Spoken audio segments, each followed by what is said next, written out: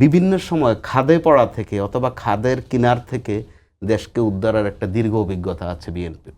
সেটা যদি আপনি জিয়া রহমান সাহেবের আমল থেকেও ধরেন, খুব একটা বাজে সময়ে তিনি যখন রাষ্ট্রের দায়িত্ব নিয়েছিলেন, খুব বাজে সময়ে ৭৬, ৭৭ ওই সময়টা, ৭৫ পরবর্তী সময়টা বড় বাজে সময় ছিল। অর্থনীতিবিদরাও কিন্তু কোনো সূচকে কোনো ব্যয়করণে ফেলতে পারছিলেন না যা দেশটা কিভাবে চলবে। দেখা গেল যে জিয়া রহমান অল্প সময়ের মধ্যে ৩-৩.৫ বছরের মধ্যে দেশকে একটা কর্মমুখর করে তুলেছিলেন। আবার দেখেন আপনি এরশাদ পতনের পর তখনও বিএনপি কিন্তু একটা বাজে অবস্থায় দেশটা পেয়েছিল, ওখান থেকেও বিএনপি টেনে তুলেছে।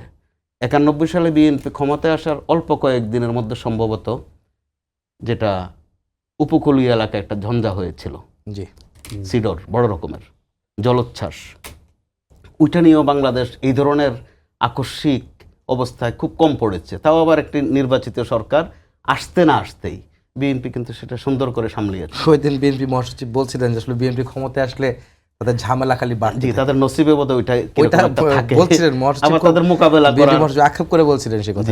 জি তাদের মোকাবেলা করার ঐতিহ্যও আছে। তো ওই জায়গা থেকে আমরা আশা করতেই পারি যে বিএনপি এবারও সামলাবে, সামলাতে তাকে হবে, ওই দায়িত্ব নিয়েছে। সামলাতে পারবো না বা পারছি না সেটা বলার কিন্তু সুযোগ নেই। সেই জায়গায় বিএনপি অবশ্যই সফল হবে। আর জামাত সহ এনসিপি যে বিরোধী দলটি আছে তারাও নিশ্চয়ই বাস্তবতাটা উপলব্ধি করবেন।